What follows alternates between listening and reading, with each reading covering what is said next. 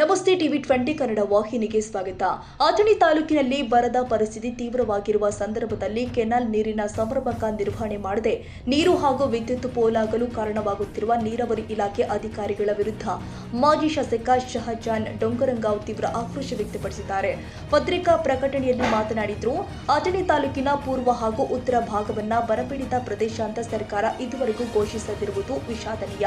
ತಾಲೂಕಿನಲ್ಲಿ ಮುಂಗಾರು ಬೆಳೆಗಳಿಗೆ ನೂರಾರು ಕೋಟಿ ರೂಪಾಯಿ ಹಾನಿಯಾಗಿದ್ರು ರೈತರ ಸಂಕಷ್ಟಕ್ಕೆ ಸರ್ಕಾರ ಸಮರ್ಪಕವಾಗಿ ಸ್ಪಂದಿಸ್ತಾ ಇಲ್ಲ ಅಂತ ಆರೋಪಿಸಿದ್ದಾರೆ. ತಮ್ಮ ಶಾಸಕ ಅವಧಿಯಲ್ಲಿ ಸತತ ಬರಗಾಲ ಎದುರಾದ ಸಂದರ್ಭದಲ್ಲಿ ಕುಡಿಯುವ ನೀರು, ಉದ್ಯೋಗ ಸೃಷ್ಟಿ ಹಾಗೂ ಜಾನುವಾರುಗಳಿಗೆ ಗೋಶಾಲೆ ಹಾಗೂ ಮೇವು ವ್ಯವಸ್ಥೆ ಮಾಡಲಾಗಿತ್ತು. ಮಾಜಿ ಮುಖ್ಯಮಂತ್ರಿ ಎಸ್.ಎಂ. ಕೃಷ್ಣ ಹಾಗೂ ಅಂದಿನ ನೀರಾವರಿ ಸಚಿವ ಎಚ್.ಕೆ. ಪಾಟೀಲ್ ಅವರ ಅವಧಿಯಲ್ಲಿ ಹಿಪ್ಪರಗಿ ಬ್ಯಾರೇಜ್ ಯೋಜನೆ ಪೂರ್ಣಗೊಂಡಿತ್ತು. ಅಥಣಿಯ ಒಣಭೂಮಿ ಪ್ರದೇಶಕ್ಕೆ ನೀರು ಒದಗಿಸುವ ಉದ್ದೇಶದಿಂದಾಗಿ ಕರಿಮಸೂತಿ ಏತ ನೀರಾವರಿ ಯೋಜನೆಗೆ ಮಂಜೂರಾತಿ ಪಡೆದು ಶೇಕಡಾ 60ರಷ್ಟು ಕಾಮಗಾರಿ ಪೂರ್ಣಗೊಳಿಸಲಾಗಿತ್ತು ಅಂತ ಹೇಳಿದ್ದಾರೆ.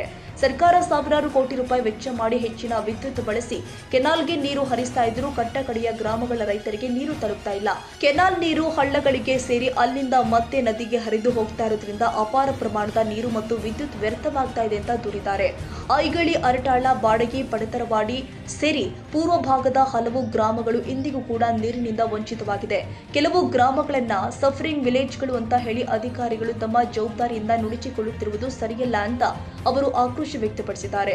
ಜಿಲ್ಲಾಧಿಕಾರಿ ಹಾಗೂ ಸರ್ಕಾರ ತಕ್ಷಣ ಮಧ್ಯ ಪ್ರವೇಶಿಸಿ ಕೆನಾಲ್ ನೀರು ಪೋಲಾಗುವುದನ್ನು ತಡೆಯಬೇಕು. ಕರ್ತವ್ಯದಲ್ಲಿ ನಿರ್ಲಕ್ಷ್ಯ ತೋರಿದ ನೀರಾವರಿ ಇಲಾಖೆ ಅಧಿಕಾರಿಗಳ ವಿರುದ್ಧ ಕಠಿಣ ಕಾನೂನು ಕ್ರಮ ಕೈಗೊಳ್ಳಬೇಕು ಅಂತ ಶಹಜಾನ್ ಡೊಂಗರಂಗಾವ್ ಆಗ್ರಹಿಸಿದ್ದಾರೆ. ಸರ್ಕಾರ ಹಾಗೂ ಜಿಲ್ಲಾಡಳಿತ ತಕ್ಷಣ ಸೂಕ್ತ ಕ್ರಮ ಕೈಗೊಳ್ಳದಿದ್ರೆ ತಾಲೂಕಿನ ಸಂಕಷ್ಟದಲ್ಲಿ ಇರುವ ರೈತರನ್ನ ಒಗ್ಗೂಡಿಸಿ ಮುಂದಿನ ದಿನದಲ್ಲಿ ಉಗ್ರ ಉಪವಾಸ ಸತ್ಯಾಗ್ರಹ ನಡೆಸಲಾಗುತ್ತೆ ಅಂತ ಎಚ್ಚರಿಕೆ ಕೊಟ್ಟಿದ್ದಾರೆ. ಅನೇಕ ಗ್ರಾಮಗಳಲ್ಲಿ ಭೀಕರ ಬರಗಾಲದಿಂದಾಗಿ ಜನರ ಮುಂಗಾರು ವಿಫಲವಾಗಿ ದನಕರುಗಳಿಗೂ ಸಹಿತ ಕುಡಿಲಿಕ್ಕೆ ನೀರು ಇರಲಾರದಂತಹ ಒಂದು ಪರಿಸ್ಥಿತಿ ನಿರ್ಮಾಣ ಆಗಿ ಈಗಾಗಲೇ ನೂರಾರು ಕೋಟಿ ರೂಪಾಯಿ ಬೆಳೆ ಮುಂಗಾರು ವಿಫಲವಾಗಿರುವಂತಹದ್ದು ಎಲ್ಲ ತಿಳಿದ ವಿಷಯ. ಈ ಬರಗಾಲದ ವಿಷಯಕ್ಕೆ ಸಂಬಂಧಪಟ್ಟಂತೆ ಸರ್ಕಾರ ಇದ್ದದ್ದು ಸರಿಯಾದ ಸೂಕ್ತ ಕ್ರಮಗಳನ್ನು ಇಲ್ಲಿವರೆಗೆ ಕೈಗೊಳ್ಳಲಾರದು ವಿಷಾದನೀಯ ಸಂಗತಿ. ನಾನು ಶಾಸಕನಿದ್ದಾಗ ಸತತವಾಗಿ ಬರಗಾಲ ಬಿದ್ದರೆ ನಾವು ಜನರಿಗೆ ಕುಡಿಯುವ ನೀರಿನ ಸಲುವಾಗಿ ಮತ್ತು ಉದ್ಯೋಗ ಸೃಷ್ಟಿ ಮಾಡುವಂಥದ್ದು, ದನಕರುಗಳಿಗೆ ಗೋಶಾಲೆಗಳನ್ನು ಮಾಡಿ ಮೇವನ್ನು ಪೂರೈಸುವಂಥದ್ದೆಲ್ಲ ಮಾಡಿ ಈ ಬರಗಾಲವನ್ನು ನಾವು ನಿರ್ವಹಣೆ ಮಾಡ್ತಿದ್ದೀವಿ. ಆದರೆ ನನಗೆ ವಿಷಾದ ಅನ್ನಿಸ್ತದ, ಇವತ್ತಿಷ್ಟೊಂದು ಬರಗಾಲ ಬಿದ್ದರೂ ಸರ್ಕಾರ ಇನ್ನೂ ಯಾವ್ಯಾವ ತಾಲೂಕು ಯಾವ್ಯಾವ ಪ್ರದೇಶ ಬರಗಾಲ ಅನ್ನುವಂಥದ್ದು ಘೋಷಣೆ ಮಾಡಿಲ್ಲ. ಅಥಣಿ ತಾಲೂಕಿನ ಪೂರ್ವ ಉತ್ತರ ಭಾಗ ತತ್ತರಿಸ್ತಾ ಇದೆ, ಬಟ್ ಇಲ್ಲಿವರೆಗೆ ಬರಗಾಲ ಘೋಷಣೆ ಮಾಡಿಲ್ಲ. ಇನ್ನು ಬಹು ಮುಖ್ಯವಾದ ವಿಷಯವನ್ನು ನಾನು ಹೇಳಲಿಕ್ಕೆ ಬಯಸ್ತೇನೆ.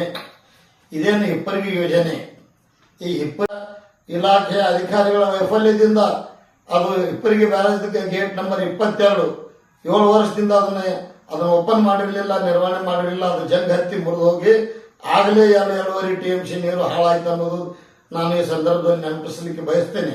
ಈಗ ನಾನು ಆಗ್ರಹ ಮಾಡ್ತೀನಿ, ಇದೇನ ಲಿಫ್ಟ್ ಮಾಡುವಂತದ್ದು, ನೀರನ್ನು ಪೂರೈಕೆ ಮಾಡುವಂತದ್ದು ಸಮರ್ಪಕವಾಗಿ ನೀರಾವರಿ ಇಲಾಖೆಯ ಅಧಿಕಾರಿಗಳು ಮಾಡ್ತಾ ಇಲ್ಲ. ತುದಿಯಲ್ಲಿರುವಂತಹ ಎಲ್ಲಾ ಗ್ರಾಮಗಳಿಗೆ ಇವತ್ತು ನೀರು ಮುಟ್ಟಿಲ್ಲ. ಇದರ ಬಗ್ಗೆ ವಿಡಿಯೋ ಇದೆ. ಹಾಗೂ ಆ ಗ್ರಾಮಗಳಲ್ಲಿ ಇವತ್ತು ನೂರಾರು ಕೋಟಿಯ ಬೆಳೆಗಳು ಹಾನಿ ಆಗ್ತಾ ಇದಾವೆ. ಹೆಚ್ಚಿನ ಪ್ರಮಾಣದಲ್ಲಿ ದ್ರಾಕ್ಷಿ ಬೆಳೆಸ್ತಾ ಇದ್ದಾರೆ. ಹೆಚ್ಚಿನ ಪ್ರಮಾಣದ ದ್ರಾಕ್ಷಿ ಬೆಳೆಸುವಂತ ಈಗ ಅಲ್ಲಿ ಯಾವ ಬಾವಿಯಲ್ಲಿ ನೀರಿಲ್ಲ, ಕೊಳೆಯ ಬಾವಿಯಲ್ಲಿ ನೀರಲ್ಲ, ಎಲ್ಲಿ ನೀರಿಲ್ಲ.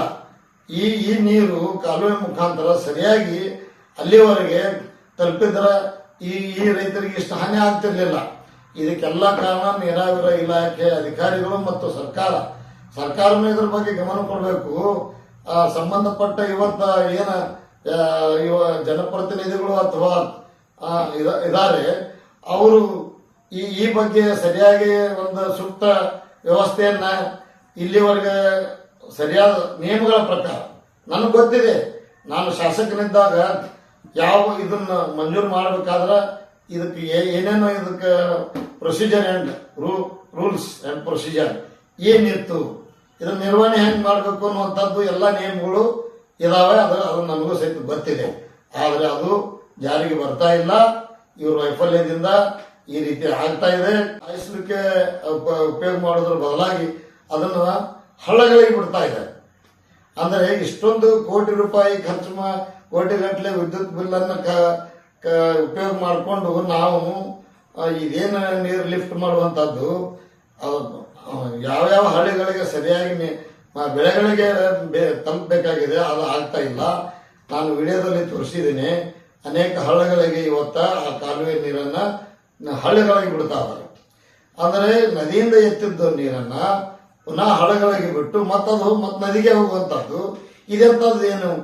ಯಾವ ಉದ್ದೇಶಕ್ಕಾಗಿ ಈ ಯೋಜನೆ ಮಾಡಿದೀವಿ? ಸಾವಿರಾರು ಕೋಟಿ ಖರ್ಚು ಮಾಡಿ ಆ ಉದ್ದೇಶ ಪೂರ್ಣಗೊಳ್ತಾ ಇಲ್ಲ. ಇವತ್ತು ನಾನು ಐಗಳಿ ಗ್ರಾಮದವನು.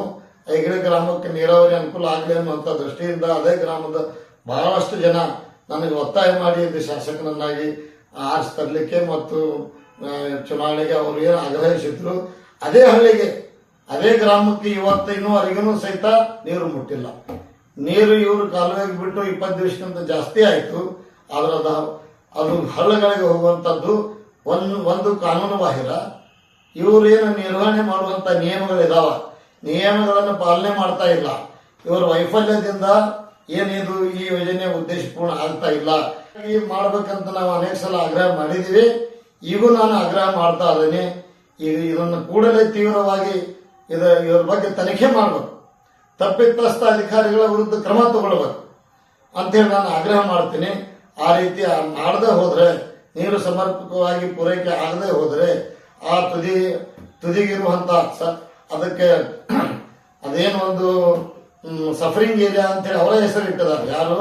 ನೀರಾವರಿ ಇಲಾಖೆಯವರ ಸಫರಿಂಗ್ ಏರಿಯಾ ಅಂತಂದ. ಸಫರಿಂಗ್ ಏರಿಯಾ ಅಂದ್ರೆ ಏನು? ಅಲ್ಲಿ ನೀರು ಸರಿಯಾಗಿ ಮುಡ್ತಾ ಇಲ್ಲ ಅಂತ ಹೇಳಿ ಅವರ ಹೇಳ್ತಾರೆ. ಅದು ಸಫರಿಂಗ್ ಏರಿಯಾಕ್ಕೆ ನೀವು ಮೊದಲು ನೀರು ಕೊಟ್ಟು ಆಮೇಲೆ ಯಾವ್ದು ಸಫರಿಂಗ್ ಏರಿಯಾ ಇಲ್ಲ ಅಲ್ಲಿ ಆಮೇಲೆ ಕೊಡ್ರಿ. ನ್ಯಾಯಯುತವಾಗಿ ಎಲ್ಲಿ ಸಫರ್ ಆಗ್ತಿರ್ತದ ಅಲ್ಲಿ ನಾವು ಸರಿಯಾಗಿ ಆದಷ್ಟು ಪರಿಹಾರ ಕೊಡೋದನ್ನ ಬಿಟ್ಟ, ಆದಷ್ಟು ನಾವು ಸೌಲಭ್ಯಗಳನ್ನು ಕೊಡೋದು ಬಿಟ್ಟ, ಮತ್ತು ಆ ಒಂದು ಸಫರಿಂಗ್ ಏರಿಯಾನ ಮತ್ತಷ್ಟು ಸಫರ್ ಮಾಡೋದು. ಅಂದ್ರೆ ಸಫರಿಂಗ್ ಈಗ ನಾವು ಸಫರಿಂಗ್ ನೆಕ್ಸ್ಟ್ ಏನು? It will get death. ಇವತ್ತು ಸಫರ್ ಆಗ್ತಾ ಇದೆ, ಮುಂದೋಗಿ ಅದು ಅಲ್ಲಿ ಜನರಿಗೆ ಸಾಯುವಂತ ಪರಿಸ್ಥಿತಿ ನಿರ್ಮಾಣ ಇವರು ಮಾಡ್ತಾ ಇದ್ದಾರೆ. ಅದು ಈ ವಿಷಯ ನಾನು ಗಂಭೀರವಾಗಿ ಪರಿಗಣಿಸಬೇಕು. ಇಲ್ಲದೆ ಹೋದ್ರೆ ನಾ ಸ್ವತಃ ಯಾರು ಬೆಂಬಲ ಮಾಡ್ತಾರ ರೈತರು ಬೆಂಬಲ ಮಾಡಿ ಉಪವಾಸ ಸತ್ಯಾಗ್ರಹವನ್ನು ಕೈಗೊಳ್ಳಬೇಕಂತೇಳಿ ನಾವು ನಿರ್ಧಾರ ಮಾಡ್ತಾ ಇದ್ದೀವಿ. ಈಗಾಗಲೇ ಇವತ್ತು ನಾನು ಅಧಿಕಾರಿಗಳಿಗೆ ಹೇಳಿದ್ದೇನೆ, ನೀವು ನೀರು ಮುಡ್ತಾ ಇಲ್ಲ, ನಾನು ಉಪವಾಸ ಸತ್ಯಾಗ್ರಹ ಕೈಗೊಳ್ಳಬೇಕಂತೇಳಿ. ಈ ಮೂಲಕ ಈ ಒಂದು ಮಾಧ್ಯಮದ ಮೂಲಕ ನಾನು ಸರ್ಕಾರಕ್ಕೆ ಸೂಚನೆ, ಅಂದ್ರೆ ಇಟ್ ಇಸ್ ಎ ಇಂಟಿಮೇಷನ್. ಈಗಲೇ ನಾನು ಸರ್ಕಾರ ತಿಳಿಸ್ತಾ ಇದ್ದೇನೆ, ನಾನು ಉಪವಾಸ ಸತ್ಯಾಗ್ರಹ ನಾನು 3 ದಿವಸದೊಳಗೆ ಇದು ಸರಿ ಆಗದಿದ್ರ ಮತ್ತೆ ಇದ್ರ ಬಗ್ಗೆ ತನಿಖೆ ಆಗದಿದ್ರ ನಾನು ಉಪವಾಸ ಸತ್ಯಾಗ್ರಹ ಕೈಗೊಳ್ತೀನಿ. ನನ್ನ ಹೆಸರು ಶಹಜಾನ್ ಡೊಂಗರ್. ನಾನು ಅಥಣಿಯ ಮಾಜಿ ಶಾಸಕನಾಗಿದ್ದೇನೆ. ಈ ಯೋಜನೆ ಬಗ್ಗೆ ಎಲ್ಲ ಬಹಳಷ್ಟು ವಿವರಗಳು ನಾನು ತಮಗೆ ವಿವರಿಸಿದ್ದೇನೆ. ಇದು ನಿಜವಾಗಿ ಬಹಳ ದೊಡ್ಡ ಒಂದನೇದ್ದು ಕಾನೂನು ಬಾಹಿರ ಹಳ್ಳಕ್ಕೆ ನೀರು ಬಿಡೋದು, ಎರಡನೇದ್ದು ಕರ್ತವ್ಯ ಲೋಪ, ಮೂರನೇದ್ದು ಹಾನಿ ಏನಾಗಿದೆ, ಈ ಹಾನಿಗೆ ಕಾರಣೀಭೂತರು ಯಾರು, ರೈತರದ್ದು ಎಷ್ಟು ಹಾನಿ ಆಯಿತು, ಇದು ಗಂಭೀರವಾದ ವಿಶೇಷ ಇದೆ. ಇದರ ಬಗ್ಗೆ ತನಿಖೆ ಆಗಬೇಕು. ನಾನು ಶಾಸಕರಿದ್ದಾಗ ಸನ್ಮಾನ್ಯ ಶ್ರೀ ಎಸ್ ಎಂ ಕೃಷ್ಣ ಅವರು ಮುಖ್ಯಮಂತ್ರಿಗಳಿದ್ದಾಗ, ಎಚ್ ಕೆ ಪಾಟೀಲ್ ನೀರಾವರಿ ಮಂತ್ರಿಗಳಿದ್ದಾಗ ಆ ಹಿಪ್ಪರಗಿ ಬ್ಯಾರೇಜ್ ಅನ್ನು ನಾವು ನಮ್ಮ ಅವಧಿಯಲ್ಲಿ ಪೂರ್ಣ ಮಾಡಿದ್ದೀವಿ. ಅಷ್ಟೇ ಅಲ್ಲ, ಅಥಣಿ ತಾಲೂಕಿನ ಪೂರ್ವ ಮತ್ತು ಉತ್ತರ ಭಾಗದ ಬರಗಾಲ ಪ್ರದೇಶಗಳಿಗೆ ನೀರನ್ನು ಪೂರೈಕೆ ಮಾಡುವ ಸಲುವಾಗಿ ವಿಶೇಷವಾಗಿ ಬಹಳಷ್ಟು ನಾವು ಶ್ರಮಪಟ್ಟು ಹೋರಾಟ ಮಾಡಿ ಕರಿಮಸೂತಿ ನೀರಾವರಿ ಯೋಜನೆಯನ್ನು ಮಂಜೂರು ಮಾಡ್ಕೊಂಡು ಬಂದಿದ್ದೀವಿ. ಇವತ್ತು ನಾನು ಶಾಸಕನಿದ್ದಾಗಲೇ ಇದರದ್ದು ಒಂದು 60% ಆಗಷ್ಟು ಕೆಲಸ ಪೂರ್ಣನೂ ಆಗಿತ್ತು. ಅಂದ್ರೆ ಇಂಟೆಕ್ ಕೆನಾಲ್ ನಮ್ಮ ಅವಧಿಯಲ್ಲಿನೇ ಆಗಿತ್ತು. ಜಾಕ್ವೆಲ್ ಅಲ್ಲಿ ಮೇನ್ ಜಾಕ್ವೆಲ್ ಆಗಿರುವಂಥದ್ದು, ಆ ಜಾಕ್ವೆಲ್ದಿಂದ ನಂದಗಾಂವರೆಗಿನ ಕಾಲುವೆ ಪೂರ್ಣಗೊಂಡಿತ್ತು. ನಂದಗಾಂವ್ ಜಾಕ್ವೆಲ್ ಪೂರ್ಣಗೊಂಡಿತ್ತು. ನಂದಗಾಂವ್ ಜಾಕ್ವೆಲ್ದಿಂದ ಕರಿಮಸೂತಿವರೆಗೆ ರೈಸಿಂಗ್ ಮೇನ್ ನಾವು ಕೋರಮಂಡಲ್ ಕಂಪನಿಗೆ ಟೆಂಡರ್ ಕೊಟ್ಟಿದ್ದು ಇದೆಲ್ಲರಿಗೂ ತಿಳಿದ ವಿಷಯ. ಆದರೆ ನಾನು ಇವತ್ತು ಬಹಳಷ್ಟು ನನಗೆ ದುಃಖ ಅನ್ನಿಸ್ತಾ ಇದೆ. ಯಾವ ಉದ್ದೇಶಕ್ಕಾಗಿ ಈ ಯೋಜನೆಯನ್ನು ಸಾವಿರಾರು ಕೋಟಿ ರೂಪಾಯಿ ಖರ್ಚು ಮಾಡಿ ಇವತ್ತು ಈ ಸರ್ಕಾರ ಪೂರ್ಣ ಮಾಡಿ ಕಾಲುವೆಗಳ ಮುಖಾಂತರ ನೀರನ್ನು ಹರಿಸಿ ಅದು ಬರಗಾಲ. ಮಾನ್ಯ ಜಿಲ್ಲಾಧಿಕಾರಿಗಳು ಬೆಳಗಾವಿ ಇವರಿಗೂ ಸಹಿತ ವಿನಂತಿ ಮಾಡ್ತೇನೆ, ತಾವು ಈ ಕುರಿತು ಪರಿಶೀಲನೆ ಮಾಡಿ ಇದನ್ನು ಯಾವ ರೀತಿ ಸರಿಪಡಿಸಬೇಕು ಮತ್ತು ಯಾರು ತಪ್ಪು ಮಾಡಿದಾರ ಅವ್ರ ಮೇಲೆ ಯಾವ ಕ್ರಮ ಕೈಗೊಳ್ಳಬೇಕು ಅನ್ನೋದ್ರ ಕುರಿತು ತಾವು ಸಹಿತ ಈ ಬಗ್ಗೆ ಸರಿಯಾದ ಒಂದು ಪರಿಹಾರ ಕಂಡುಕೊಳ್ಳಲಿಕ್ಕೆ ಸಹಾಯ ಮಾಡಬೇಕಂತ ನಾನು ವಿನಂತಿ ಮಾಡ್ತೀನಿ. ನೀರಾವರಿ ಯೋಜನೆ ಇರಲಿ ಅಥವಾ ಹಿಪ್ಪರಗಿ ಪ್ರಾಜೆಕ್ಟ್ ಇಂದ ಏನೋ ಒಂದು ನೀರಾವರಿ ಯೋಜನೆಗಳಾಗಿದ್ದಾವೆ, ಇದರಲ್ಲಿ ಸಫರಿಂಗ್ ಏರಿಯಾ ಅನ್ನುವಂಥದ್ದು ಅಂದ್ರೆ ಏನು, ಯಾವ ಪ್ರದೇಶಕ್ಕೆ ನೀರು ಮುಟ್ಟುವುದಿಲ್ಲ ಅದು ಸಫರಿಂಗ್ ಏರಿಯಾ. ಅದರಲ್ಲೇ ಐಗಳಿ, ಪಡ್ತರ್ವಾಡಿ, ಅರ್ಕಾಳ, ಬಾಳಗಿ ಇತ್ಯಾದಿ ಒಂದು 7-8 ಗ್ರಾಮಗಳು ಬರ್ತಾವ. ಈ ಗ್ರಾಮಗಳಿಗೆ ಇದು ಸಫರಿಂಗ್ ಏರಿಯಾ ಅಂತ ಅವರೇ ಹೆಸರಿಟ್ಟಿದ್ದಾರೆ. ಯಾಕೆ ಅವರು ಸಫರಿಂಗ್ ಏರಿಯಾ ಅದನ್ನ ಮಾಡಿದವ್ರು ಯಾರು? ನೀರು ಪ್ರಾರಂಭದಲ್ಲಿ ಬಿಡುವಾಗ ಆ ಕಡೆಯಿಂದನೇ ನೀರು ಈ ಕಡೆ ಬಿಟ್ಕೊಂತ ಬಂದ್ರೆ ಮತ್ತೆ ಏನು ಇವತ್ತ ಈಗ ಹಳ್ಳಕ್ ನೀರು ಬಿಡ್ತಾರ, ನಮ್ಮ ಕೆನಾಲದು ಗೇಟ್ ರೈತರ ಸ್ವತಃ ಓಪನ್ ಮಾಡಿ ಬಿಡ್ತಾರ ಅನ್ನುವಂಥದ್ದನ್ನು ಇವರು ಹೇಳ್ತಾರೆ, ರೈತರ ಮೇಲೆ ಹಾಕ್ತಾರೆ. ಯಾಕೆ ಇವ್ರ ಡ್ಯೂಟಿ ಇಲ್ವಾ ರೈತರ ಮೇಲೆ ಹಾಕಿ? ಈಗ ಪಬ್ಲಿಕ್ ಏನಾದರೂ ತಪ್ಪು ಮಾಡಿದಾರ ಪೊಲೀಸ್ ಡಿಪಾರ್ಟ್ಮೆಂಟ್ದವ್ರು ಆಕ್ಷನ್ ತಗೊಳ್ಳೋದಿಲ್ಲ. ಮತ್ತು ಆ ರೀತಿ ಏನಾದರೂ ತಪ್ಪ ಯಾರಾದರೂ ಬೇಕಾದೇಶಿಯಾಗಿ ಏನಾದರೂ ಹೊಡೆದಿದ್ರ ಅಥವಾ ಸರ್ಕಾರದ ಒಂದು ಯೋಜನೆಯ ಒಂದು ಆಸ್ತಿಯನ್ನ ಅದನ್ನ ಹಾಳು ಮಾಡಿದ್ರೆ ಅದಕ್ಕೆ ಸರಿಯಾಗಿ ಕ್ರಮ ತಗೊಳ್ಳಿಕ್ಕೆ ಸರ್ಕಾರದ ಹತ್ರ ನೇಮ್ ಇಲ್ಲೇನು? ಇವರೆಲ್ಲ ಕೈಲಿ ಅವ್ರದ್ದು ನೇಮ್ ಇಲ್ವಾ? ನಾನು ಅದನ್ನು ಕೇಳಲಿಕ್ಕೆ ಬಯಸ್ತೇನೆ. ರೈತರಿಗೆ ಬೆಳೆಗಳಿಗೆ ನೀರು ಹರಿಸಬೇಕಾಗಿರುವಂತದ್ದು, ಇದಕ್ಕಾಗಿ ಸಾವಿರಾರು ಹಾರ್ಸ್ ಪವರ್ದು ಮೋಟರ್ಗಳನ್ನು ಅಲ್ಲಿ ಲಿಫ್ಟ್ ಮಾಡಲಿಕ್ಕೆ ಉಪಯೋಗ ಮಾಡಿ ಕೋಟಿಗಟ್ಟಲೆ ಇದು ವಿದ್ಯುತ್ ಬಿಲ್ ಅನ್ನು ತುಂಬುವಂಥದ್ದು ಸರ್ಕಾರ ಇವತ್ತು ಮಾಡ್ತಾ ಇದೆ.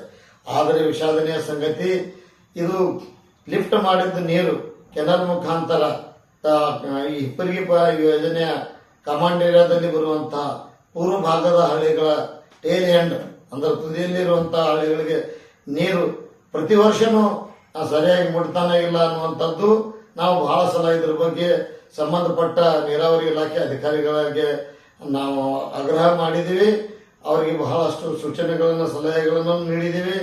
ಅದರ ದುರ್ದೈವಶಾತ್ ಅದು ಆಗ್ತಾ ಇಲ್ಲ. ಇವತ್ತು ನಾನು ಕೆಲವೊಂದು ವಿಡಿಯೋಗಳು ಅಂದ್ರೆ ಇವತ್ತನೇ ಪರಿಸ್ಥಿತಿಯಲ್ಲಿ ಏನಾಗ್ತಾ ಇದೆ ಅನ್ನುವಂಥದ್ದಕ್ಕೆ ನಾವು ಕೆಲವೊಂದು ವಿಡಿಯೋ ಮಾಡಿದ್ದೀವಿ. ಇಲ್ಲಿ ಏನ್ ಲಿಫ್ಟ್ ಮಾಡಿದ್ದ ನೀರು ಕಾಲುವೆಯಲ್ಲಿ ತುಂಬಿ ಇವತ್ತ ಪ್ರಾರಂಭದಲ್ಲಿ ಬರ್ತಾ ಇದೆ. ಅದರ ಮುಂದೆ ಹೋಗಿ ಆ ನೀರನ್ನ ಸರಿಯಾಗಿ ಭೂಮಿಗೆ ಮತ್ತು ಮಹೇಶ್ ಶರ್ಮಾ, ಟಿವಿ 20 ಕನ್ನಡ. ಕನ್ನಡಿಗರ ಮೆಚ್ಚಿನ ನಿಮ್ಮ ಟಿವಿ 20 ಕನ್ನಡ ವಾಹಿನಿ ಇದೀಗ ಟಿವಿಯಲ್ಲಿ ಲಭ್ಯ. ಕರ್ನಾಟಕ ಮತ್ತು ದೇಶ ವಿದೇಶದ 360 ಡಿಗ್ರಿ ಸುದ್ದಿ ವಿವರವನ್ನ ಪಡೆಯುವುದಕ್ಕೆ ಟಿವಿ 20 ವಾಹಿನಿಯನ್ನು ಲೈಕ್ ಮಾಡಿ, ವಿಡಿಯೋಗಳನ್ನು ಶೇರ್ ಮಾಡಿ, ಕಮೆಂಟ್ ಮಾಡಿ, ಸಬ್ಸ್ಕ್ರೈಬ್ ಮಾಡಿ. HCN ಕೇಬಲ್ 842 ನಂಬರ್ನಲ್ಲಿ ಹುಕ್ಕೇರಿ ತಾಲೂಕು ಹಾಗೂ ಸಂಕೇಶ್ವರದ ಸುತ್ತಮುತ್ತಲಿನ ಹಳ್ಳಿಗಳಲ್ಲಿ ಲಭ್ಯ. PCN ಕೇಬಲ್ 129 ನಂಬರ್ನಲ್ಲಿ ಹಾರುಗೆರೆ ಸುತ್ತಮುತ್ತಲಿನ ಹಳ್ಳಿಗಳಲ್ಲಿ ಲಭ್ಯ. ರಾಯಬಾಗ್ ಡಿಜಿಟಲ್ ಚಾನೆಲ್ ಕೇಬಲ್ 80ನೇ ನಂಬರ್ನಲ್ಲಿ ರಾಯಬಾಗ ತಾಲೂಕಿನ ಸುತ್ತಮುತ್ತಲಿನ ಹಳ್ಳಿಗಳಲ್ಲಿ ಲಭ್ಯ. UDCN ಕೇಬಲ್ ನೆಟ್ವರ್ಕ್ ಉಗಾರ ಸುತ್ತಮುತ್ತಲಿನ ಹಳ್ಳಿಗಳಲ್ಲಿ ನಿಮ್ಮ ಟಿವಿ 20 ಕನ್ನಡ ವಾಹಿನಿಯೂ ಲಭ್ಯ.